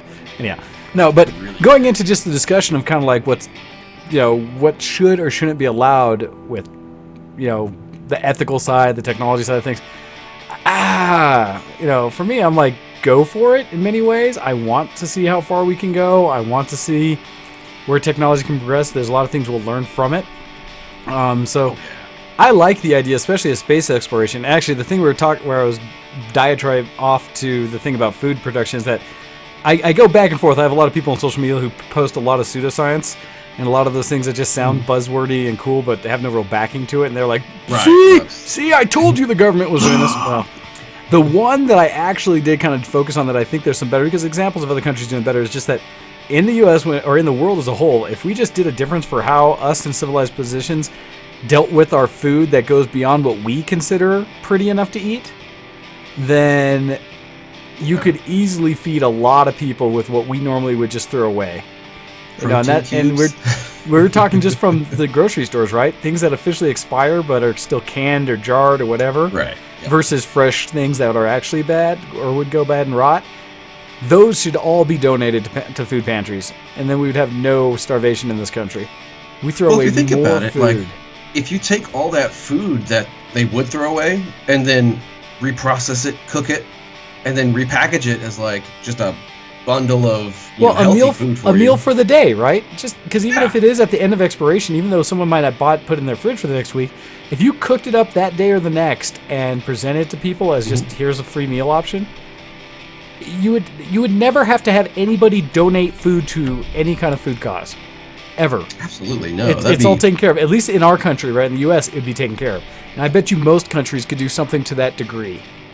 Oh yeah, no. I mean, in the U.S., you just see people throwing food out because they're afraid of lawsuits, and you're just like, we need to get past that lawsuit thing. Well, there's another piece there in the U.S. we need to fix, but yeah, that was definitely part of it. Anyhow. We waste electricity. No, we can't do that. How about food? That's fine. Yeah. No, but I am a big proponent of what Elon Musk is trying to do to help push humanity and society forward in science as a whole. So I think it's cool. Anyhow, sir, another. I was just going to say, there's just one more obstacle there, but like down here it says, is it legal? And I guess there's an outer space treaty from like the 1960s that I didn't really notice until I read this article that governs human activity in space and Mars. And I guess apparently there's not a whole lot you can use space for other than science. Well, it's designed for science at the moment. I'm sure those laws will be rewritten as soon as someone finds a feasible way to mine asteroids. That'd be so fantastic. Please get because, well, it's our biggest problem on Earth, right? We keep having to recycle through all the materials we have because we have a limited amount. You bring some more in, you never know. Although that might change the balance of things completely. Who knows? Anyhow, other articles you have, sir, because you have a couple more there. What would you like to bring up? This one kind of, it hits me hard as a geek and as like an inner child, but I can't say I've watched every episode. So Adventure Time, Cartoon Network has said that Adventure Time will end in 2018 after 2 more seasons and a couple of specials. Right here it says, Adventure Time changed the definition of what kids' TV series could be, and it has been a resounding impact upon popular culture around the world. The channel's Cartoon Network Studios is proud to have brought together the group of brilliant artists and animators who helped make Adventure Time one of the most critically acclaimed TV series of a generation. And with that said, I completely agree, because that is like, you've watched cartoons nowadays or in the past, and you're like, oh, okay, that's really cool. But then you watch cartoons today, and not a whole lot of them are cool. They're just like weird and funky. But like Adventure Time takes it and blends both. Like it's cool. They have like funny pop culture stories, but it's just weird enough to where you enjoy watching it. It doesn't like freak you out to be like, whoa, I can't watch this crap. The animation is everything in that show, and just I don't know, the wiggly arms from the dog and stories that go along with it. Like, I've sat down for a few hours and watched it, and it's the one show that my wife and I can like truly enjoy together, cartoon-wise. And so it's kind of sad to hear they're going to end it. I mean, I know there'll be repeats and stuff, but at that point, there's not going to be any new stories. So I know The Simpsons did they did actually a special opening for it. I think they mentioned it in the article as well the other day. I actually watched that Simpson episode at work. So yeah, it's season 28, episode 1 for The Simpsons, which that says something by itself for shows that have been on forever. Homer is the I forget the dog's name, but he's carrying Jake the dog. Jake the dog, yeah, he's carrying Bart around. You see his with long legs thin extending hat out. on. Yep. So that's funny. So after premiering in 2010 with 6 Emmys and a Peabody and numerous other awards, it's gonna go away. Here's the thing, though, right? 8 years of a series is pretty darn good. I had mentioned to you before the show that I've watched probably the first 2 seasons of Adventure Time, maybe. I think I have 3 seasons that I was kind of looking through.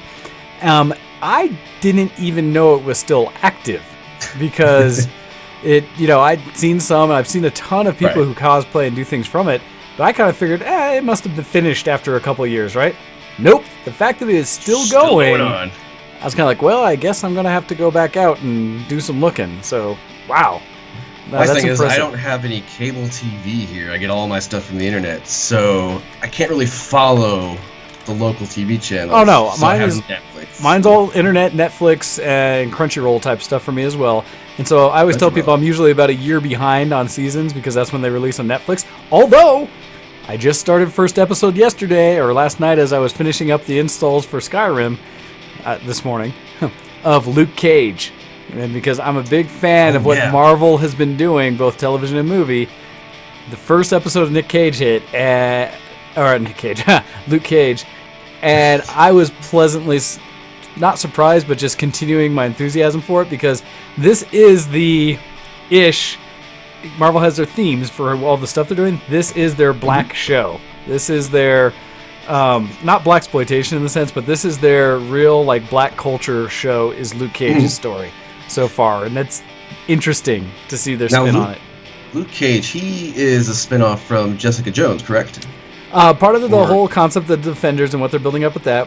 He was introduced in Jessica Jones. He's one of the original Defenders from back then. I want to say that his actual name was Power Fist or something like that for the actual character that he ends up as. But yes, he was shown in it, and this one is starting. I haven't figured out the exact timeline this one's in yet because I only watched the first episode. If it's before Jessica Jones' introduction or current after, it would make sense either way.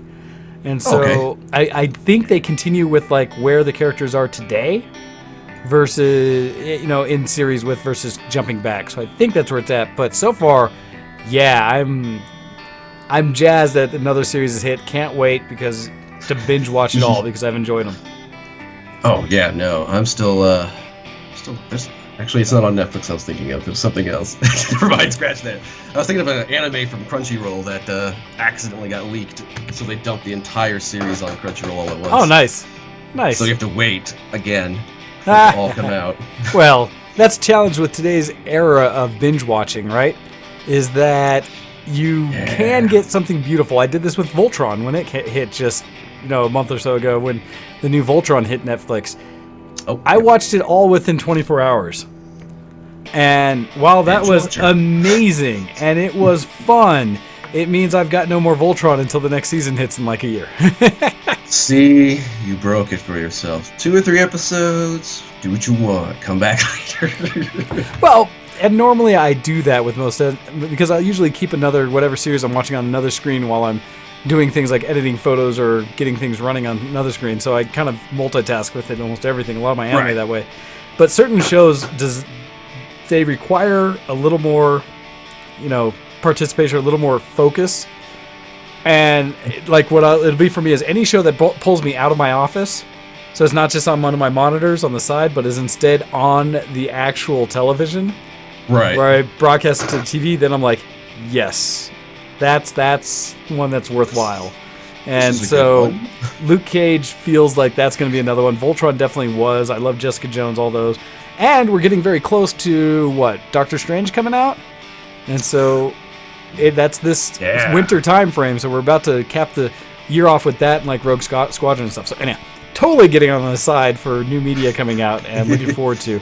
Adventure Times, it's definitely been around for a while. It's one that I got to meet John DiMaggio at a local convention, the one who voices Jake the dog. And he actually did a sting for us where he says, like, hey, are you listening to VTWProductions.com? Why aren't you listening? Oh, wow, that's pretty cool. Yeah. He's an awesome guy, and the voices he does are amazing. So, yeah. I like the show. It is weird. And the one thing I do say on it, because you've watched Adventure Time, is that it has one of the more dark, like, background things, stories to it, of anything I have experienced. It is surprisingly dark for people who don't know. Oh, yeah. No, it's like, I think it has something to do with, I forget the kid's name. I'm forgetting names left and right. What, Finn? The kid. Finn, there you go, yeah. It's like, I want to say his imagination. Something's just causing it to, like, be this dark, but I haven't watched all the stuff consecutively, and it's been a while since I've watched episodes. So, like, the storyline kind of, like, has gaps in it for me, but I'm pretty sure this world of his, this imaginary world that he creates, is dark for some specific reason.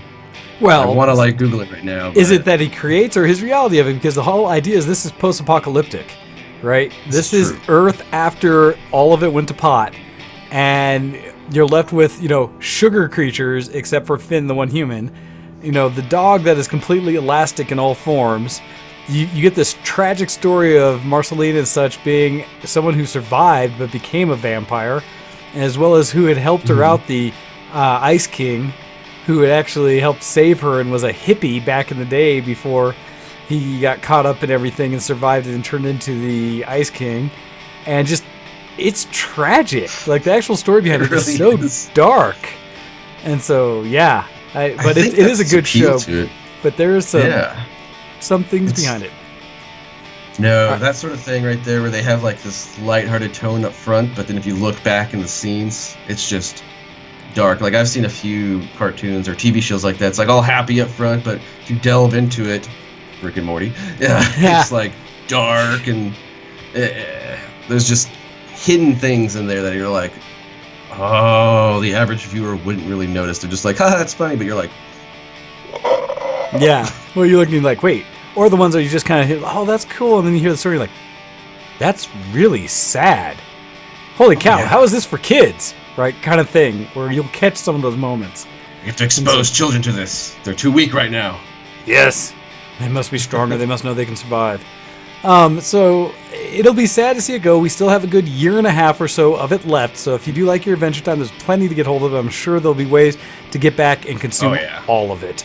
As we go forward, though, I think we have time for your last article that you wanted to bring up before we have to end the show today. So, apparently, folks, Yahoo was hacked. Over 500 million email accounts were compromised. But the kicker was in 2014. So, and it just got reported in the last month. So, let's see. There was but it was what was the company called? So the group that hacked them, Group E, is a hacking syndicate. Hacked Yahoo. They're being investigated by the FBI currently right now. But let's see. I'm not sure how to say this name. Komarov from InfoArmor. Komarov said InfoArmor was able to obtain, quote, a pretty large sample of the database. That's what I'm reading. Yeah, so it's just like, and so you're reading this, and it's like, pretty large sample of database of stolen email, addresses, encrypted passwords, and personal information. With the permissions of people whose information was caught up in the hack, the company checked the database and found it corresponded with real Yahoo accounts from 2014. So I was reading this, and I'm like, oh no, I gotta change my password and everything. Until it said 2014. Well, so there's a point too.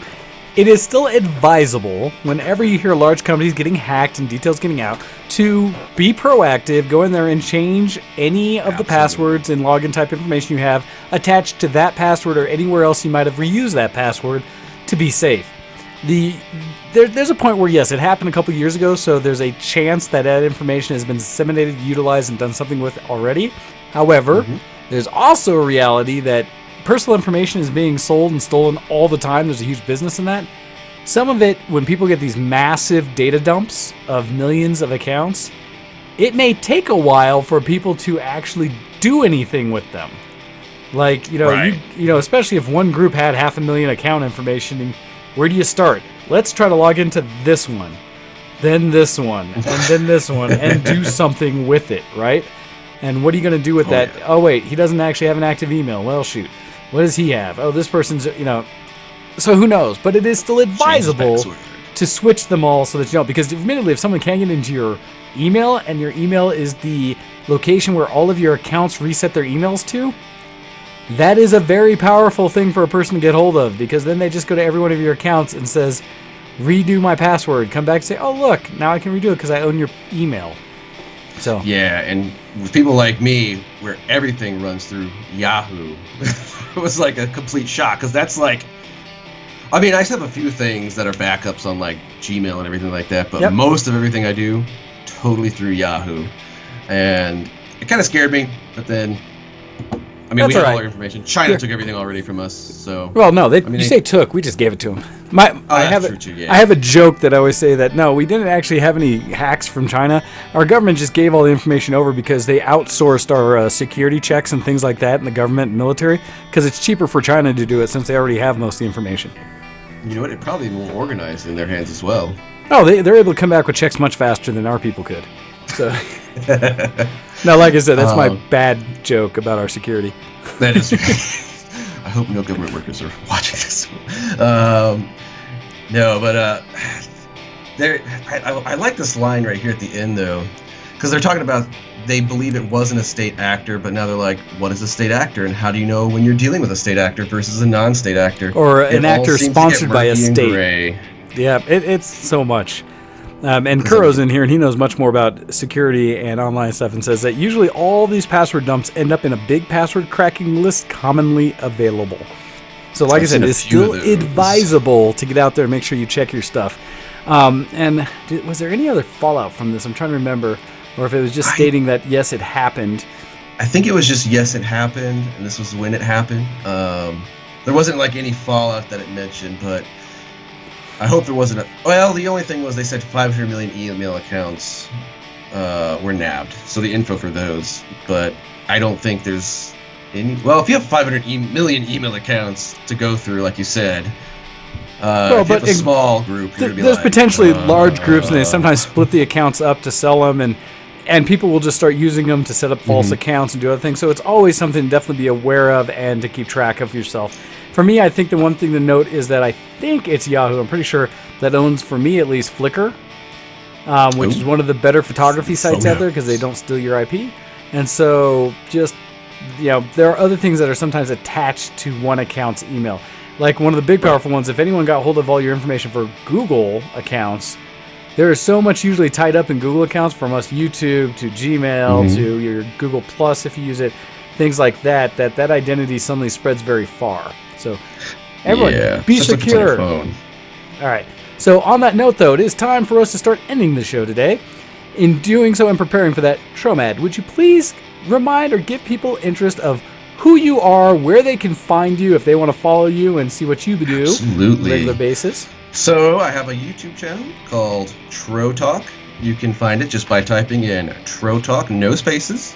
We only have 8 episodes so far, and they're pretty short at this point, but, still building it, brand new to it. So if you like it, subscribe. If you have positive feedback, definitely leave it to me. I will not shun it. I want to learn and become better. Also, you can follow me on Twitter at Tro_Talk. And then also I have a website, trotalk.com. I'm trying to figure out a way with Wayne here how to kind of like attribute the two VTW Productions and Tro Talk at the same time, so I can be part of the big VTW Productions family. and would really appreciate it if you guys checked it out, gave me your feedback, and yeah, trotalk.com, Tro Talk, where we talk about Tro stuff. It's random. All the things that are tropening. Yes, no, that is good to hear. So I like that. there you go. So thank you everybody for listening into the show this week. We appreciate you guys joining us every week. You can follow myself at DocDead at Twitter, even though I don't talk too much. It's mostly show things. You can check out all the other shows on vtwproductions.com. Always also go check out Alpha Geek Radio, as they host lots of different shows for people to watch and listen to, as well as our content. And also check out at GoHex if you want to help out Ken and harass him for not being on the show. But with that, you've been listening to Show X on vtwproductions.com. Check us again next week, and hopefully everything works so I can archive. After the show today, please jump into the TeamSpeak. All the details are the front page at vtwproductions.com. We will be having a game night. A lot of us will be in Mech Warrior, and so expect me to do that because I got to get some dailies done. I have 3 more things to kill and get credit for, so that's where I will be. So with that, we will catch you again next week. Thank you for being on the show, Tro. Very much fun. Thank you, sir, for inviting me. All right. So with that, guys, thank you, and bye-bye. Later, folks. Goodbye. See you in the next zombie.